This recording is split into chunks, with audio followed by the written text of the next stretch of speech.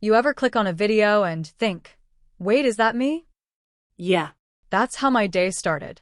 Hey, before I tell you everything, hit subscribe to her revenge stories and tell me in the comments where you're watching from and what time it is right now. Because trust me, by the end of this story, you'll be double-checking who you share your screen with. So, my name's Riley Monroe, I'm 24, and I live in Columbus, Ohio. I work part-time at a boutique downtown and do freelance graphic design for my apartment, like every other 20-something trying to make rent and still afford oat milk.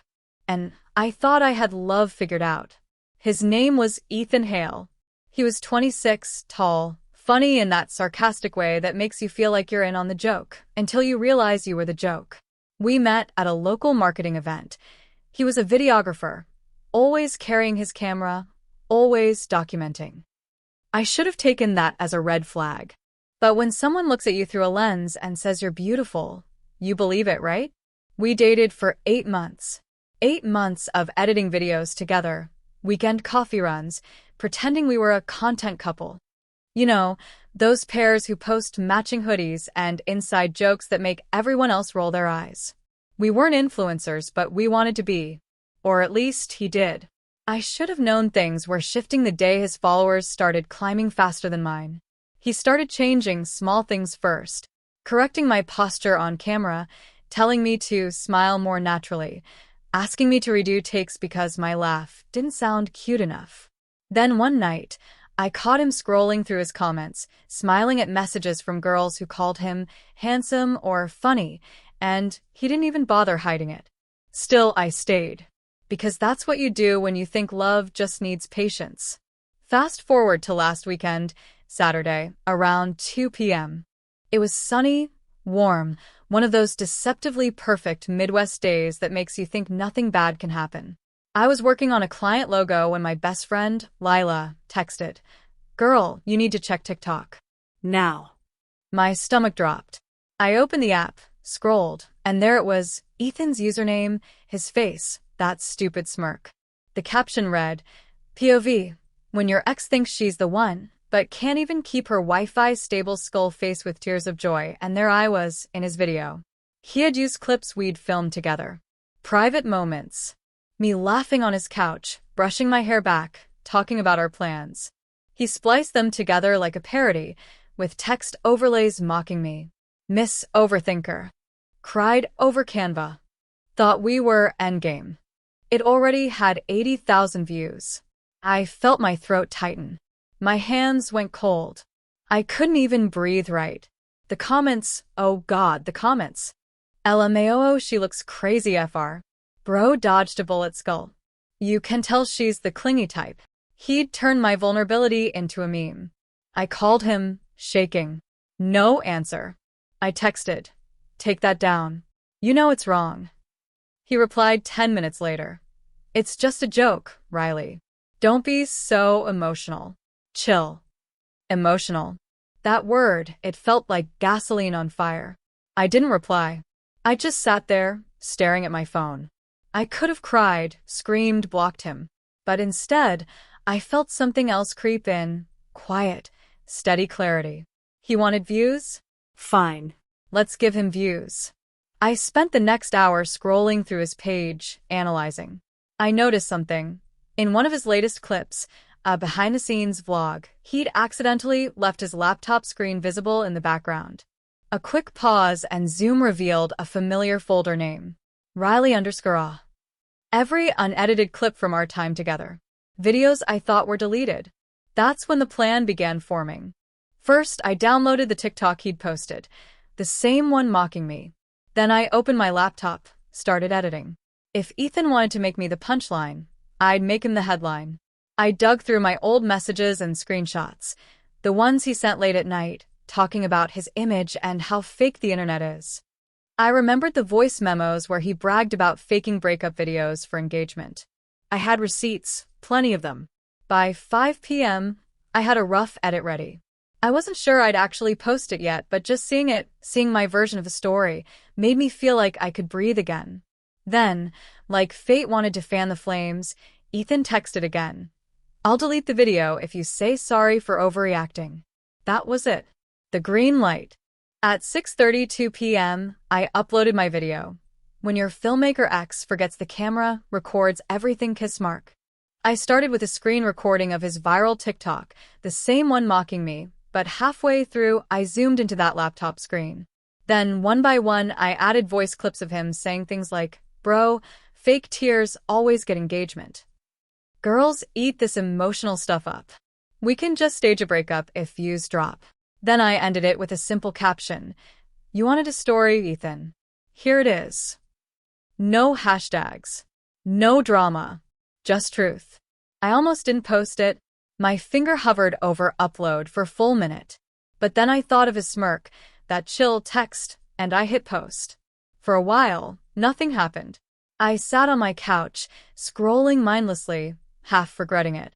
Then, around 7:10 p.m., my phone buzzed. "Your video has 10,000 views." By 7:45, 50,000. By 8:30, 120,000. And the comments? They were wild. "Wait, this is the same guy? Bro got caught in 4K skull. Riley, you're a legend." Ethan's followers turned on him. His own fans started tagging his wife in comments. Oh wait, not wife. But his new girlfriend, a lifestyle blogger named Alyssa, who apparently had no idea about his content manipulation strategy. I didn't say anything. I didn't even reply to comments. I just watched it unfold. Around 9 p.m., my phone lit up. Ethan calling. I let it ring. Then he texted. "Take it down. Please. You're ruining my career." I stared at the message for a long time. Then I typed back. "It's just a joke, Ethan. Don't be so emotional." And I put my phone face down. By midnight, the video hit 1.2 million views. My notifications were chaos. Reporters, random creators, even ex-friends messaging me. Lila came over with wine, and we sat on my balcony, watching the numbers climb. The city lights glowed like tiny stars against the skyline. I should have felt vindicated, and part of me did, but another part of me felt oddly calm, like the universe had just balanced itself. Because here's the thing, I didn't post it for revenge. Not really. I posted it so he couldn't rewrite what happened, so my story wouldn't be his content. And maybe, for the first time, I didn't feel like someone's subject. I felt like the narrator. That's how one ordinary Saturday, one scroll through TikTok day, turned into the night my silence broke louder than his jokes. The next morning, my phone was a war zone. Notifications stacked on top of notifications, texts, DMs, mentions, tags. My video had exploded overnight. When I opened TikTok, it already had 3.8 million views. My heart pounded as I scrolled through the comments. There were thousands. Most were supportive. People cheering, laughing, calling me Queen Energy or the comeback of the century. Some shared their own stories of being mocked by exes online. But then there were the trolls, always there lurking. "You're just as bad for posting this. She's milking it now. Clout chasing ex alert." At first, those stung. But then I noticed something. Every time a troll commented, someone else jumped in to defend me. I didn't even have to say a word. My side of the story was speaking for itself. I made coffee, sat by the window, and just watched the world outside. People walking dogs, cars passing, life moving on, and it hit me how surreal it all was. Yesterday, I was just Riley, a 24-year-old trying to finish freelance work. Today, half the internet apparently knew my name. And then came the knock. It was Lila, holding a croissant bag in one hand and her phone in the other. She barged in without waiting. "Girl, you're trending on Reddit. Like, front page trending." I blinked. "What?" She showed me her screen. There it was, a thread titled, "X turns her ex's video against him. Poetic justice at its finest." Millions of upvotes. Screenshots of my TikTok, dissected like evidence in a trial. "I can't tell if this is good or terrifying," I muttered. "Both," Lila said, grinning. "But mostly good. People love you. You're like the poster girl for digital karma right now." I laughed, half in disbelief. Digital karma. Great. That's going on my resume. But underneath the humor, I felt the nerves crawling back. Because with viral fame comes exposure. People start digging, connecting dots. And sure enough, by noon, strangers had found Ethan's full name, his company, even his LinkedIn. His comments were flooded. Sponsors started pulling out. His latest video, an apology, sort of had more dislikes than views. In it, he said things like, "I didn't mean to hurt anyone. It was just supposed to be a skit. Riley and I had issues, but this went too far." He didn't take responsibility. He just painted himself as overwhelmed. I sat there, watching it, and instead of feeling satisfaction, I felt something else. Pity. He wasn't clever or cruel anymore. Just small. "Don't you dare feel bad for him," Lila warned, reading my face like she always did. "He humiliated you in front of millions. He deserves the fallout." "I know," I said quietly. I didn't want this to destroy him. I wanted him to understand. But maybe that's the same thing sometimes, destruction and understanding. Still, I didn't comment or reply. I didn't post another video. I just stayed still, letting the storm play itself out. By mid-afternoon, my inbox started filling with messages, journalists, podcast producers, even a morning show wanting an interview. I ignored them all. That wasn't what this was about. Then came one message that made me freeze. It was from Alyssa, his new girlfriend. The subject line, "I think I deserve the truth." My heart thudded. I opened it slowly. "Hi Riley, I know this must be weird, but I saw your video. I've been dating Ethan for 3 months, and I had no idea about any of this. I just need to know, did he ever talk about me while you were together? Or overlap?" I reread it 3 times. She sounded calm, almost heartbreakingly polite. I typed and deleted responses over and over. I didn't want to stir more drama, but she deserved honesty. Finally, I wrote, "Hey Alyssa, I'm sorry you're in this position. We broke up about 4 months ago. From what I know now, there might have been some overlap. I didn't find out until your videos started showing up on my feed. I'm not angry at you, he's just good at pretending. Take care of yourself." I hesitated before hitting send, then I did. 5 minutes later, she replied, "Thank you. I'm sorry too. You didn't deserve any of that." No anger, no blame. Just simple kindness. Funny how that felt more powerful than all the viral comments combined. By 3 p.m., my video crossed 6 million views. My follower count jumped from 2,000 to 220,000 in less than 24 hours. I was getting brand offers, requests, collaborations, everything Ethan used to chase. But instead of feeling elated, I just felt tired. I decided to take a walk. The air was crisp, fall settling in. I walked past the park where Ethan once filmed our cute couple montage. There was a couple there now, laughing, holding a phone together. I smiled faintly. When I got home, Lila had texted again. "You need to check Twitter." He just deactivated everything. I opened the app. Ethan's account? Gone. Instagram? Gone. TikTok? Deleted. Just like that, the digital ghost of him vanished. Part of me wanted closure, an apology, maybe. But maybe silence was the apology. That night, I made dinner alone, played music, tried to unwind. But my mind kept replaying everything. The rise, the video, the messages.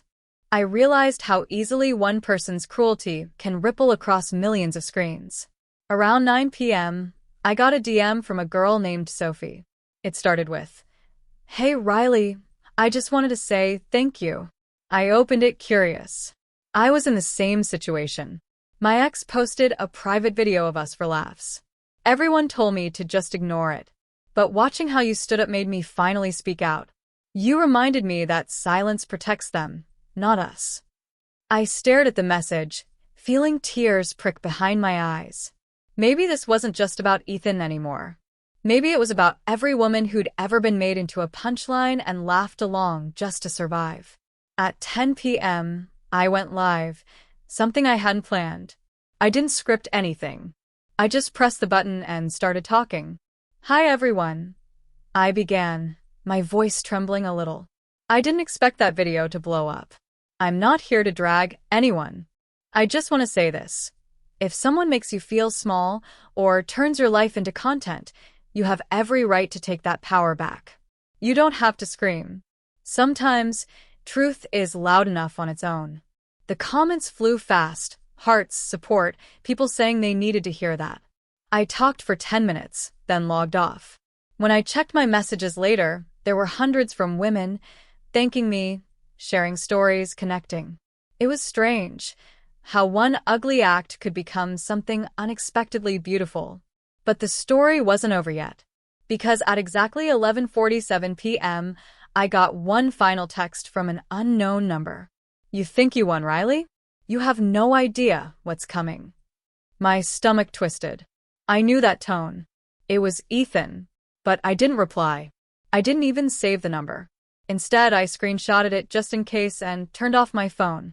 I walked to the mirror, looked at myself, really looked. For the first time in months, I didn't see the girl from his video. I saw me, Riley Monroe, tired, imperfect, human, and finally, free. The next morning started slower. I woke up to sunlight spilling through my blinds, and for a moment, I forgot about the chaos of the past 24 hours. I made coffee, sat on the couch, and stared at the mug like it might tell me what to do next. The text from last night, Ethan's threat, kept flashing in my head. You think you won, Riley? You have no idea what's coming. The logical part of me said he was bluffing. The ego-bruised part of him just wanted attention. But another part, the part that remembered what it felt like to be blindsided, stayed uneasy. Around 9 a.m., I checked my phone. My inbox was still a flood, but something new stood out. A message from a guy named Marcus, who said he worked for a digital PR firm. Hey Riley, I know this is random, but I saw your video and what's happening online. Just a heads up, looks like someone's trying to spread edited clips of your stream. They're posting them on small accounts, trying to make you look manipulative. I froze. I clicked the link he'd attached, and my heart sank. Someone had cut together bits of my live stream, me pausing, blinking, smiling nervously, with captions like, caught lying and, she's faking the whole thing. The views were low, but the intent was clear. Discredit me. I didn't even need to guess who was behind it. Ethan might have deleted his accounts, but he still had friends and pride. I messaged Marcus back. Thanks for letting me know. Any advice on how to handle it? He replied quickly. Don't engage. Don't post anything defensive. Just keep doing you. The truth always wins, but the internet loves noise. Don't give them any. He was right. And somehow, that calm logic steadied me. I set my phone aside, got dressed, and decided to step out. I needed real air, not the recycled kind that came from scrolling too long. There's something about walking through your city after your life's gone viral. It's the strangest mix of normal and surreal. People don't know you, but somewhere out there, millions do. It messes with your sense of scale. I stopped by a little cafe near my apartment, the kind that smells like cinnamon and espresso and plays soft indie music no one can name. I ordered a latte and sat by the window. As I waited, I noticed a couple at the next table whispering and glancing my way. At first, I thought I was imagining it. Then one of them leaned over, phone in hand. Sorry, are you Riley? From TikTok. I blinked. Yeah. Oh my God, the girl said, smiling. I just wanted to say, good for you. Seriously, what you did, that was badass. Her friend nodded. My sister's ex did something similar. You said everything she couldn't. I smiled, genuinely touched. Thank you. That really means a lot. They left soon after, and I just sat there for a while, staring at the swirl in my latte. Maybe this was the weird new normal. Maybe being seen wasn't such a bad thing, as long as I stayed true to why I spoke up. When I got home, I called Lila.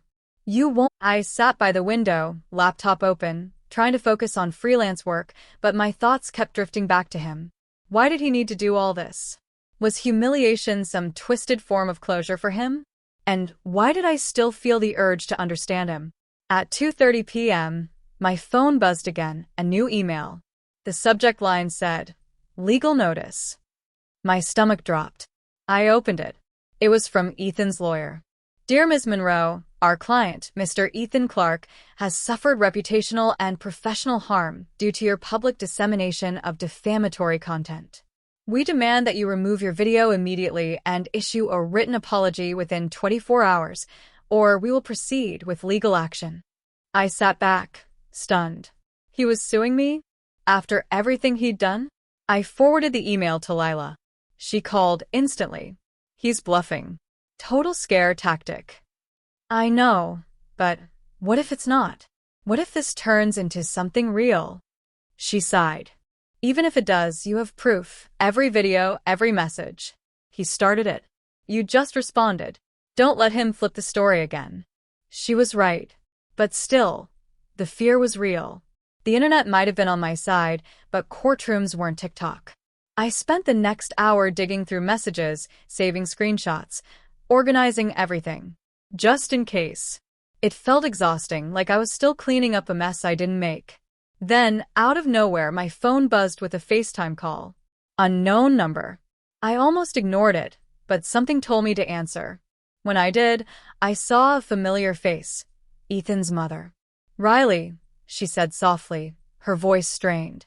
I hope this isn't a bad time. I froze. Hi, Mrs. Clark. It's unexpected to hear from you. I know, she sighed. I just wanted to say, I'm sorry. For everything. Ethan's been acting out for months, and I can't excuse it. I saw your video. You were graceful. Kinder than he deserved. Her words caught me off guard. Thank you. That means a lot. He's not doing well, she continued quietly.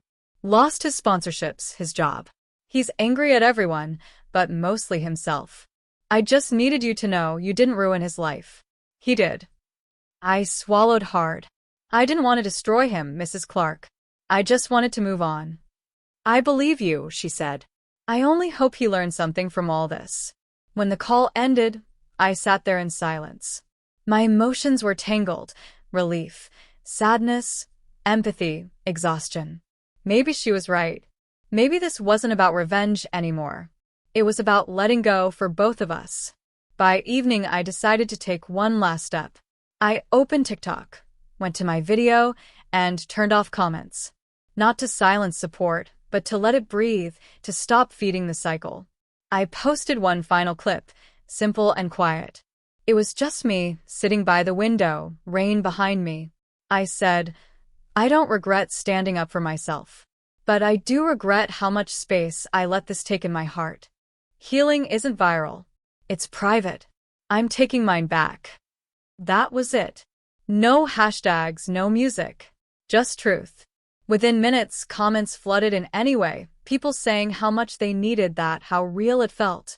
But for the first time, I didn't check the numbers. I closed the app, turned my phone face down, and exhaled. Around 9 p.m., I went for a short drive, windows down, rain turning into mist. I passed the cafe, the park, all the places that had been pieces of the story. Everything looked softer now. When I got home, I made tea, wrapped myself in a blanket, and finally opened my laptop, not for TikTok, not for defense, just to write. I started typing. My name is Riley Monroe, and today I learned that revenge doesn't always look like victory.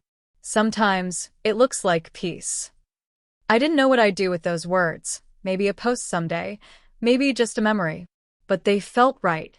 As the night deepened, I sat in the quiet, listening to the hum of the rain. The storm outside had faded. The one inside me was starting to too. That night, sleep didn't come easily. My body was exhausted, but my mind still ran circles, replaying moments, voices, the quiet hum of everything that had happened. When I finally drifted off, it was closer to dawn. By the time I woke up, the light through my curtains had that soft golden hue that makes the world look calm again. I got up, tied my hair back, and made coffee, trying to treat the morning like any other. But inside, it felt like the air after a storm. Heavy, yet strangely peaceful. I sat down at my desk, intending to get back to work. But my inbox had other plans. Among the usual noise, interviews, messages, offers, one subject line caught my eye: request for video rights, the TikTok turnaround story. It was from a small independent documentary team. They wanted to create a short film about digital revenge and accountability, using my story as an example of how online power can shift when women speak up. For a second, I laughed. Just a few days ago, I was trying to get freelance gigs editing wedding clips. Now, someone wanted to make a documentary about me. Still, I didn't reply. I wasn't sure if I wanted more eyes on this. The more attention I got, the more Ethan seemed to react. I could almost feel him behind the curtain of the internet, watching, waiting, looking for his next move. At around 10 a.m., I got a message from Lila. You okay? I saw some new posts going around. Nothing big, but people are saying Ethan's talking to a podcast. I frowned. Talking? About what? About you, probably. He's doing that damage control thing, telling his version before someone else does. I sighed. Of course he is. Ethan was always like that, obsessed with controlling the narrative. He used to joke that perception is everything. I should have known that was a warning, not a philosophy. Still, part of me wanted to listen just to know what he'd say. But another part of me, the stronger part, didn't want to give him that power anymore. I told Lila, if he's still talking, he hasn't learned anything. By noon, I went out again, this time to the bookstore near my apartment. It was quiet, the smell of paper and coffee blending together. I wandered through aisles, pretending to browse, but really, I just needed to breathe somewhere that didn't feel digital. An older woman in a blue sweater stood beside me in the self-help section. She smiled softly. You're Riley, right? I hesitated, then nodded. She smiled again. My daughter showed me your video. I just wanted to say, good for you. The internet can be cruel, but sometimes it brings justice in its own strange way. I thanked her, genuinely touched, and she left with a book titled Reclaiming Your Voice. The irony wasn't lost on me. As I drove home, I thought about that, how something as trivial as a 60-second video had somehow turned into a story people connected with. Maybe that was the silver lining. When I got back, there was a small box waiting at my door. No return address. Just my name, handwritten. I froze. The handwriting looked familiar, slanted, careless. Ethan's. For a full minute, I debated whether to open it. My pulse quickened, but curiosity won. Inside was a USB drive and a folded piece of paper. The note said, "You want the truth? Here it is. Maybe now you'll understand." No signature, but I didn't need one. I sat at my desk, hands trembling slightly, and plugged it into my laptop. A folder popped open titled, You Think You Know. Inside, there were 3 video files. The first was a recording from Ethan's phone, clips of us during the good times. Laughing, cooking, holding hands. It hurt to watch, like seeing ghosts of people who no longer existed. The second file made my stomach twist. It was footage of him alone, talking to the camera, clearly planning the video that started it all. People love drama, he said in the clip, smirking. She'll get over it. Maybe she'll even laugh about it later. It's just content. He looked so confident, so sure of himself, like he was untouchable. The third video was different. It was filmed recently, maybe a day or 2 ago. Ethan sat in a dark room, his voice quieter this time. I messed up, he said. I thought it'd be funny. I thought it'd make me famous. Now I can't get a job. My name's ruined. Everyone hates me. I don't even know who I am anymore. For a long moment, I didn't move. There was no apology, not really, just self-pity wrapped in regret. But still, seeing him stripped of the arrogance made something in me soften, just a little. Lila called right as I ejected the USB. Hey, you okay? You went quiet. I just got a package, I said slowly. From him. What? What kind of package? I told her about the videos, the note. God, Riley. He's trying to pull you back in. Don't let him. He wants a reaction.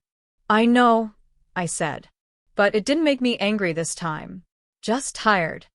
Good, she said. That means you're healing. She was right. I didn't post the videos. I didn't even mention them online. They weren't proof of my victory. They were evidence of his downfall. Later that afternoon, I went for another walk. The clouds had cleared, and the city was glowing in that late-day golden hue that makes everything look almost forgiving. I passed by a small art gallery with a handwritten sign in the window. Healing is not linear. But it's yours. I smiled faintly. Maybe that was my story now, not revenge, not justice. Just healing. By the time I got home, I felt lighter. I put the USB away in a drawer, somewhere out of sight, and sat down at my desk again. I opened TikTok, not to check views, but to post one final thing. It was a short clip, almost identical to the one that started it all. Me, sitting at the same desk, looking into the same camera. But this time, I wasn't angry. "Hey," I said softly. "A few days ago, I made a video that changed my life. It wasn't about revenge, it was about respect. I don't know what happens next, but I do know this. No one gets to write your story for you. Not even the people who break your heart. No music. No hashtags. Just me." When I hit post, I felt something inside me finally let go. That night, I cooked dinner, real dinner, not microwave food, and played music. Lila came over with a bottle of wine, and we sat on the couch, laughing, watching some random reality show that had nothing to do with heartbreak or drama. At one point, she looked at me and said, "You look different. Peaceful." "I feel different," I admitted. For the first time in a long time. As the night went on, I realized something profound. I didn't need to win. I just needed to be free. The internet would move on. People would forget. But I wouldn't. Not because of the pain, but because of the strength it taught me. And somewhere out there, I hoped Ethan learned something too.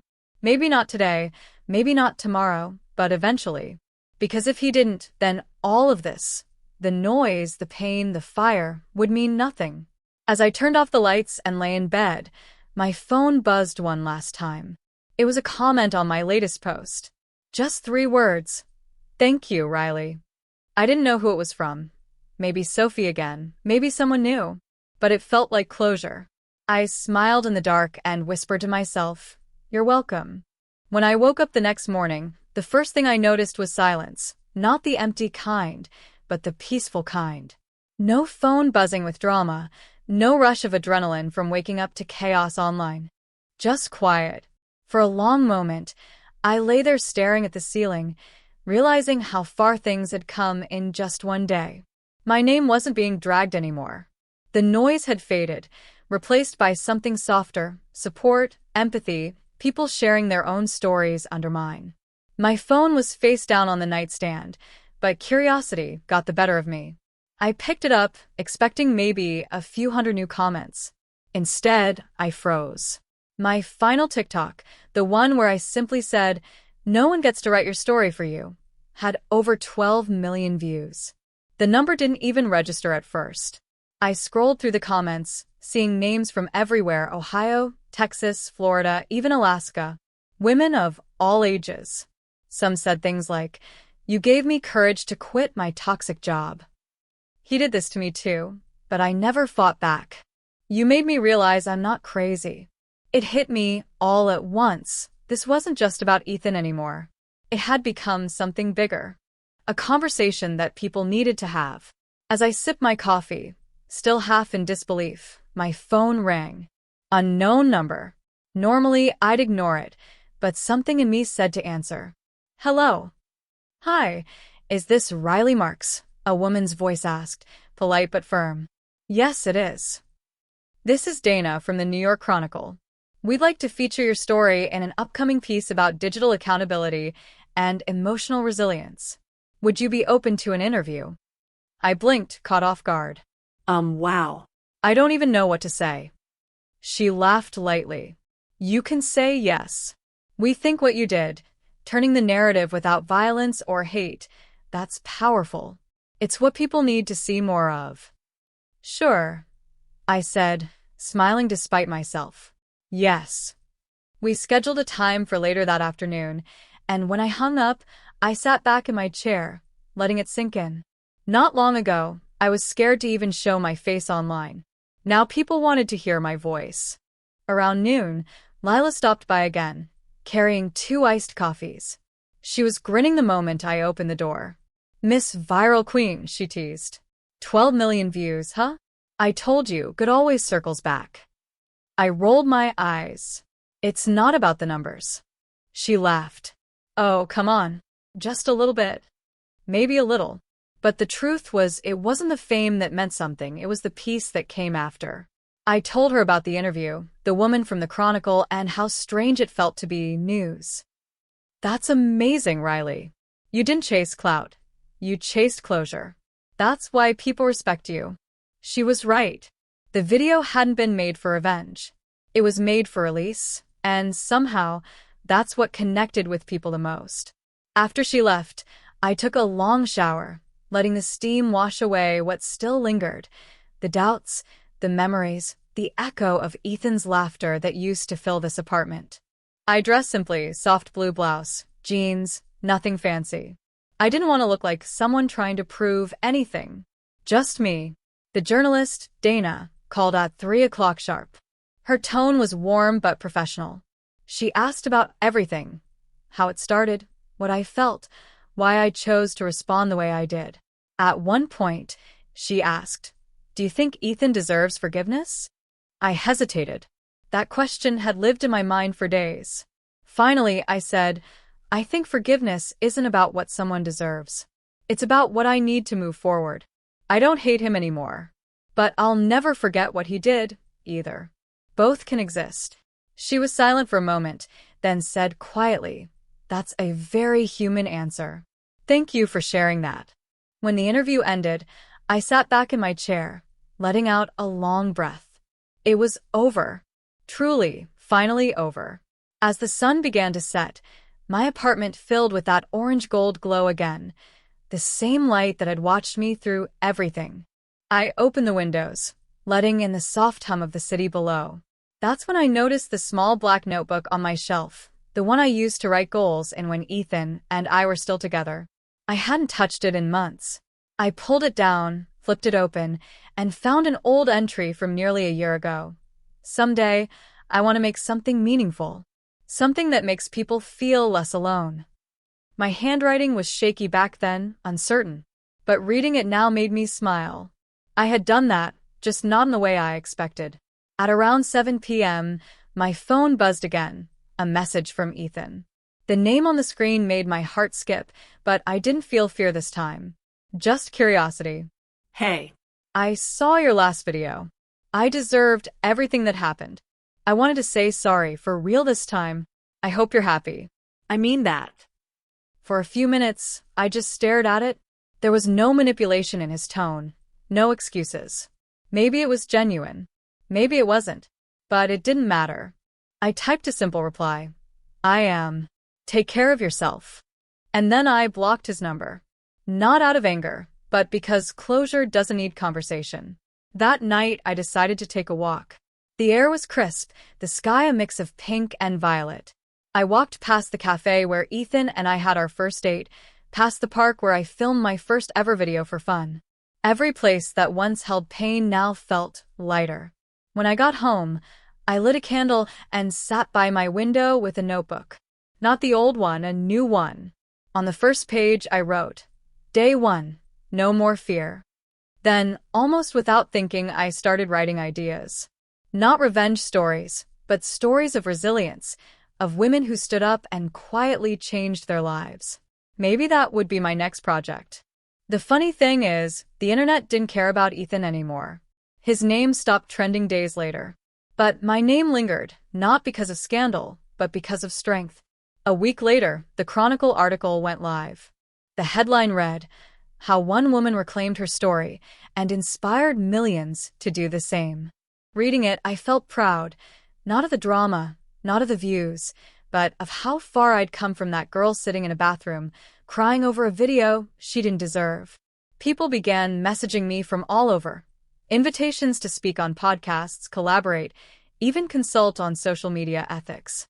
I didn't take most of them. I wasn't chasing fame. But one message stood out.